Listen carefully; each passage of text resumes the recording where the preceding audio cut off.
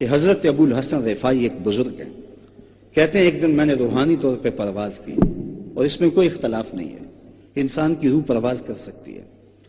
حتی صعدت فی الفوقانیات، یہاں تک کہ میں بہت اونچا چلا گیا، 7 لاکھ عرش عبور کر گیا۔ عرش ایک نہیں، عرش بہت ہیں۔ اس عالم امکان اور عالم وجود کے درمیان عرش عالم برزخ ہے۔ جب اللہ تعالیٰ اس دنیا پہ کوئی تجلی ڈالتا ہے تو پہلے عرش پہ ڈالتا ہے، اگر ڈائریکٹ آ جائے تو کوئی تاب ہی نہ لا سکے۔ تو ایک عرش نہیں، 7 لاکھ عرش عبور کر گیا۔ آواز آئی، ابو الحسن رفاعی کدھر آ رہے ہو؟ تو کہتے ہیں میں نے عرش کی مالک معراج کی شب جس عرش پہ محبوب کے قدم آئے تھے، میں اس عرش کی تلاش میں نکلا ہوں۔ نہ سفر بشرط معال ہے، نہ طلب بقید سوال ہے، فقط ایک سیری ذوق کو میں بھٹک رہا ہوں کہاں کہاں۔ میرے دل کی یہ خلوتیں کئی بار سج کے اجڑ گئیں، مجھے بارہا یہ گماں ہوا تم آ رہے ہو کشاں کشاں۔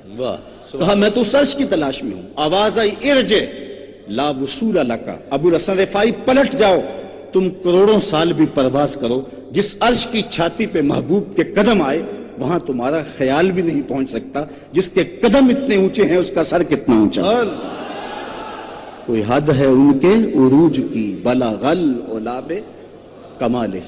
تو کہا دہا سے مراد حضور علیہ السلام کہ وہ کمالات ہیں جو ظاہر ہیں، چٹے دن کی طرح روشن ہیں، اور لیل سے مراد وہ کمالات ہیں جہاں آج تک کسی کی نظر نہیں پہنچ پائی۔ چوتھا معنی شیخ عبدالعزیز محدث دہلوی فرماتے ہیں کہ دہا سے مراد چاشت کی طرح حضور کا چمکتا ہوا چہرہ ہے، اور لیل سے مراد شب دہجور کی طرح حضور کے شانوں پہ لٹکتی ہوئی زلفیں ہیں۔ تو کہا محبوب تیرے چہرہ نور کی قسم، تیری زلف عنبری کی قسم۔ اللہ اکبر، مجھے پھر اپنے امام یاد آئے۔ اعلی حضرت بولے جس کا حسن اللہ کو بھی بھا گیا۔ تخیل دیکھیے، جس کا حسن اللہ کو بھی بھا گیا، ایسے پیارے سے محبت کیجئے۔ واہ سبحان اللہ۔ محبوب وہ ہیں جو خدا کے بھی محبوب ہیں، اپنا معیار زمانے سے جدا رکھتے ہیں۔ ہم تو محبوب بھی محبوب خدا رکھتے۔ کیا بات! ہمارا محبوب گلیوں میں گھومنے والا کوئی شخص نہیں ہے، یہ رت جگہ ہم کسی دنیا دار کے لیے نہیں کاٹتے۔ ہمارا محبوب وہ ہے جو خدا کا بھی محبوب ہے۔ کیا بات! یہ معیار ہے۔ حضرت ابو ہریرہ رضی اللہ تعالیٰ عنہ اس جمال جہاں آرا کے وصف کو بیان کرتے ہوئے کہتے ہیں کل قمر لیلۃ البدر لم ارا قبلہ ولا بعدہ مثلہ۔ کیا پوچھتے ہو، 14ویں رات کا چمکتا ہوا چاند تھا حضور کا چہرہ۔ پھر کہتے ہیں نہیں حضور جیسا نہ پہلے دیکھا نہ بعد میں دیکھا۔ حضرت حسان بن ثابت پاس کھڑے تھے، کہا دیکھتے کیسے، کسی ماں نے جنم دیا ہوتا تو دیکھتے۔ خدا نے وہ سچائی پن چھڑیا جدے وچ محمد نو ٹالیا سی۔ خدا نے حسینہ جمیلہ دا منہ موڑ دیتا، محمد بنا کے قلم توڑ دیتا۔ چہرے کا حسن تو چہرے کا حسن رہا۔ حضرت میمونہ بنت کردم رضی اللہ تعالیٰ عنہ فرماتی ہیں کہ حج کا موقع تھا، اور میں اپنے والد گرامی کے ساتھ حضور علیہ السلام کی بارگاہ میں حاضر ہوئی۔ تو حضور ناکا پہ سوار تھے، اونٹنی پہ سوار تھے۔ تو میرے باپ نے حضور علیہ السلام سے کوئی مسئلہ پوچھا، اور میری ہمت نہیں پڑ رہی تھی کہ حضور کے چہرے کو دیکھوں۔ تو میں حضور کے چہرے کو تو نہ دیکھ پائی، لیکن حضور علیہ السلام کی مبارک انگلیاں، پاؤں کی جو انگلیاں تھیں، میں نے ان کو دیکھا۔ فرماتے ہیں فما نسیتو فی ما نسیتو طول اسوا، کہتے ہیں آج تک حضور کی انگلی کا وہ حسن ہی نگاہوں سے ہٹتا نہیں ہے۔ یار جس کے قدم اتنے سونے ہیں اس کا چہرہ کتنا سونا ہوگا۔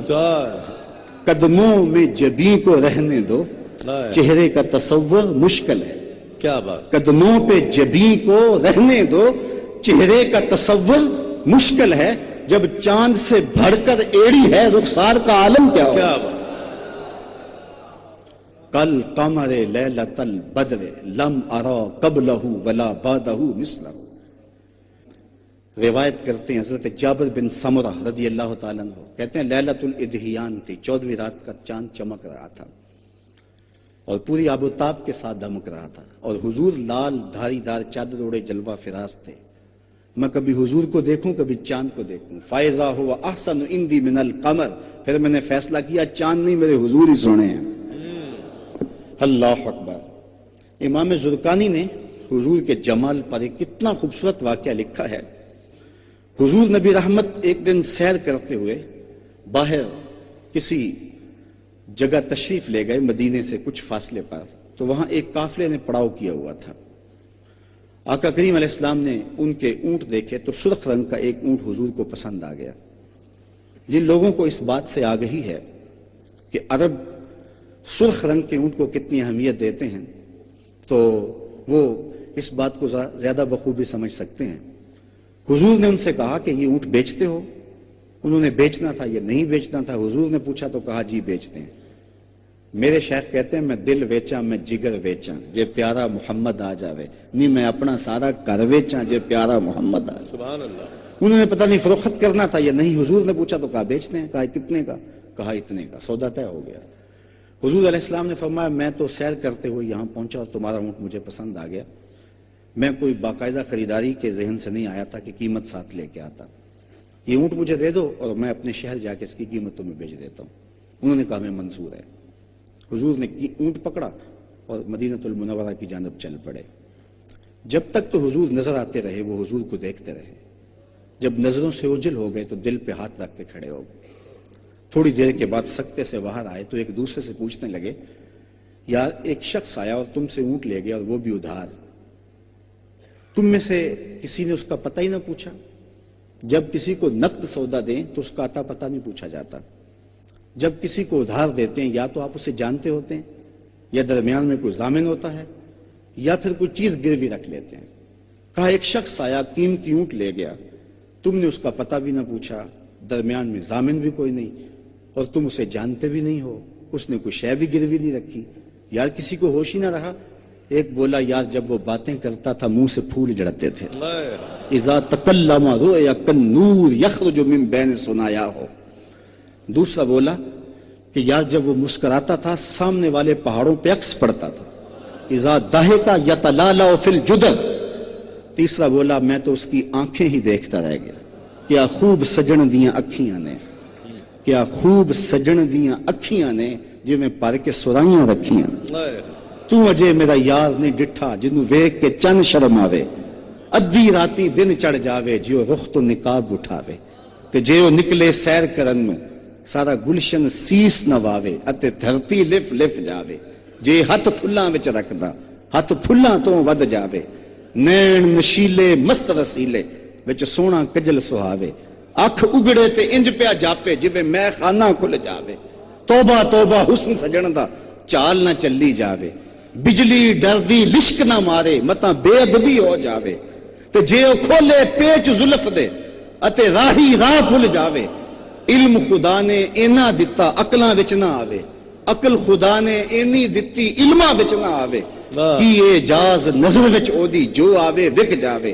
خلق او دے نے مولئی دنیا کوئی ویلا ہی جان بچاوے، آزم ایڈا سونا ماہی سانو کدھر نظر نہ۔ کیا بات، سبحان اللہ۔ کہا بہرحال تم اس کے حسن میں کھوئے رہے اور وہ تمہارا قیمتی اونٹ ہتھیا کے لے گیا۔ جب انہوں نے یہ بات کی نا کہ اونٹ ہتھیا کے لے گیا تو امام زرقانی لکھتے ہیں کہ یہ وفد طارق تھا، تو اس وفد کے سردار کی بیوی نے جو اب تک خاموش بیٹھی تھی خیمے کا پردہ سرکایا اور لوگوں سے مخاطبہ کرتے ہوئے کہا انا ضامنۃ لثمن جمالکم لا یغدر بکم، خبردار اگر اس کے خلاف کوئی بات کی تو اگر تمہاری قیمت دینے نہ آیا تو قیمت مجھ سے وصول کر لینا، میں ضامن ہوں۔ انہوں نے کہا اچھا تو اسے جانتی ہے؟ کہا واللہ میں بھی نہیں جانتی۔ تو کہا پھر ضمانت کس بات کی دے رہی ہے؟ کہا جب تم سودا کر رہے تھے خیمے کی اوٹ سے میں نے اس کا چہرہ دیکھا تھا، اور جس کا چہرہ اتنا سونا ہو وہ جھوٹ بول ہی نہیں سکتا۔ اللہ۔ تھوڑی دیر کے بعد حضور کے غلام آ گئے اور پوچھا قافلے والے کون ہیں جن سے ہمارے آقا نے اونٹ خریدا تھا؟ کہا ہم لوگ ہیں۔ کہا یہ رہیں آپ کی کھجوریں ضیافت کے لیے اور اس سے قیمت پوری کر لو۔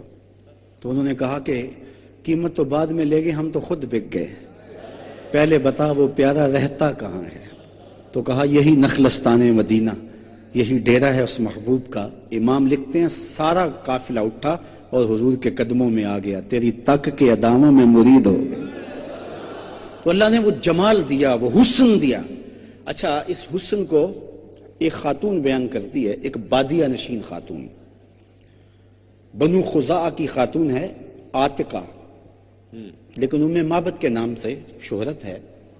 سفر ہجرت میں حضور علیہ السلام اس کی کٹیا کے قریب سے گزرے تو بھوک کی شدت تھی، پیاس بھی تھی، حضور رکے اور اس کو کہا کہ تمہارے پاس کچھ ہے تو ہمیں پیش کرو۔ اس نے کہا لو کانا عندنا شیء ما عاوزکم الکرا، اگر ہمارے پاس کچھ پیش کرنے کے لیے ہوتا تو ہم عرب لوگ مہمان نوازی فخر سمجھتے ہیں، لیکن اتفاق ایسا ہے کہ اس وقت ہمارے پاس کچھ بھی نہیں ہے جو آپ کو پیش کر سکیں۔ ایک کونے میں ایک بکری بندھی تھی، لاغر سی، کمزور تھی۔ حضور نے ارشاد فرمایا اگر تم کہو تو اس کا دودھ دھو لیں۔ اس نے کہا اس کی تو ہڈیوں میں گودا نہیں ہے، اسی لیے یہ چراگاہ میں باقی بکریوں کے ساتھ نہیں جا سکی۔ فرمایا اگر تم کہو تو ہم اس کا دودھ دھو لیں۔ اس نے کہا مجھے کیا اعتراض ہو سکتا ہے کہ اگر یہ بکری دودھ دے؟ تو حضرت ابو بکر صدیق رضی اللہ تعالیٰ عنہ نے آگے بڑھ کے بکری کو کھولا۔ حضور نے دست برکت، دست نور، دست رحمت، دست فیض اس بکری کی پشت پہ رکھا۔ کہتے ہیں اس نے ٹانگیں چوڑی کر دی اور اس کی کھیری میں دودھ اتر آیا۔ اللہ اکبر۔ اچھا فرمایا برتن لاؤ، اس نے برتن پیش کیے، حضور دودھ دھونے لگے، گھر کے سارے برتن دودھ سے بھر گئے۔ حضور نے خود بھی پیا، حضرت عامر بن فہیرہ نے بھی پیا، حضرت ابو بکر صدیق نے بھی پیا، ام معبد نے بھی پیا، اس کے بچے نے بھی پیا۔ اس گھر کی تھالیاں بھی دودھ سے بھر گئیں اور بکری کے تھنوں میں بدستور دودھ موجود ہے۔ حضور علیہ السلام نے دعائے برکت دی اور حضور تشریف لے گئے۔ واپس شام کو اس کا شوہر گھر آیا تو اس نے کچی کلی پہ نور برستے دیکھا۔ چند لمحوں کے لیے ٹھہرے تھے تم جس پیڑ کے نیچے، چند لمحوں کے لیے ٹھہرے تھے تم جس پیڑ کے نیچے، سنا ہے آج تک اس پیڑ کا سایہ مہکتا ہے۔ تو حضور علیہ السلام وہاں سے تشریف لے گئے۔ ابو معبد شام کو گھر آیا، اس نے کچی کلی پہ انوار برستے دیکھے تو ام معبد سے پوچھا کہ آج ہمارے گھر میں اجالے کیسے؟ تو ام معبد نے بتایا کہ ہمارے گھر میں ایک بابرکت مہمان آیا تھا۔ اس نے پوچھا وہ مہمان کیسا تھا؟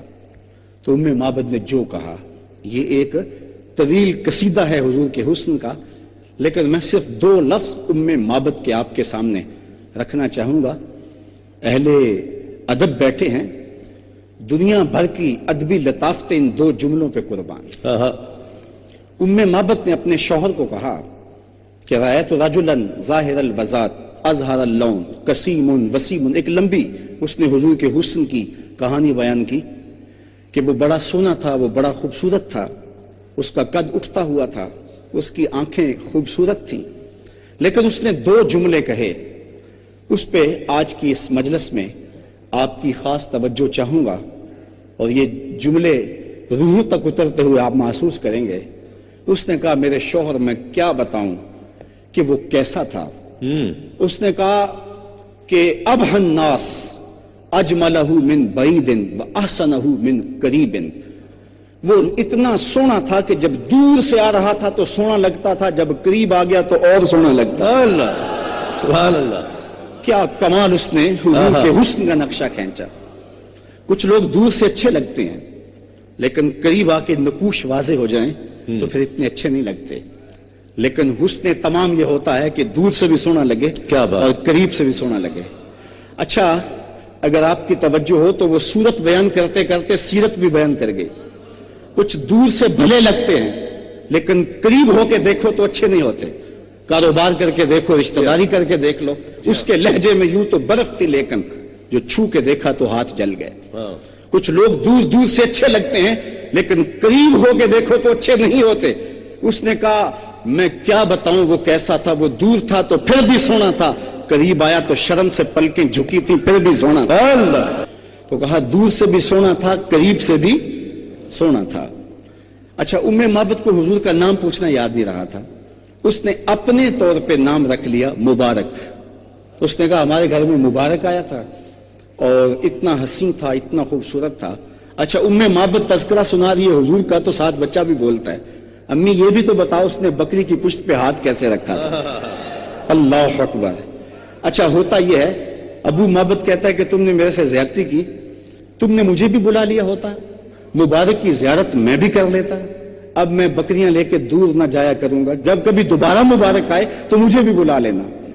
अच्छा, शाम को अबू माबद जब बकरियां लेकर के आता है तो उम्मे माबद खाना देने आती है, तो अबू माबद कहता है खाना बाद में खाएंगे, पहले मुबारक की बातें सुनाओ। क्या बात। रोजाना शाम को उनके घर में मुबारक की बातें होती हैं। अगर मैं सादा लहजे में कहूं, मोहब्बत के लहजे में कहूं, सुन्नी लहजे में कह दूं, तो रोजाना शाम को उनके घर में महफिल मीलाद होता है। अल्लाह, हुजूर के हुस्न का तज़किरा होता है। वो कहता है बातें बाद में करेंगे, पहले माबद की बातें सुनाओ। और कभी बच्चा भी बोलता है। अब अबू माबद को बड़ा इंतजार था कि कभी मुबारक दोबारा पलट के आए, इन राहों से गुजरे और इस कच्ची कुल्ली को, इस कुलबाए हज़ां को फिर अपने कुदूम मेमनत लजूम से शरफ दे। वक्त गुजरता गया। उम्मे माबद एक दिन सौदा सलफ लेने करीबी बाजार में गई, सौदा ना मिला तो मदीना तो रसूल चले गए और साथ बच्चा भी था। हजरत अबू बकर सिद्दीक रज़ी अल्लाह ताला अन्हु बाजार से गुजर रहे थे। उस बच्चे ने देख लिया।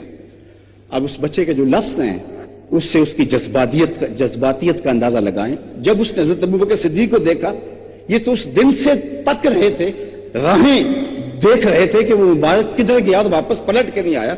जब अचानक हजरत अबू बकर को देखा ना, तो मां को पुकार के ना, या उम्मा हाज़ा रजुल अल्लज़ी काना माल मुबारक, अम्मी ये वही है जो उस दिन मुबारक के साथ था।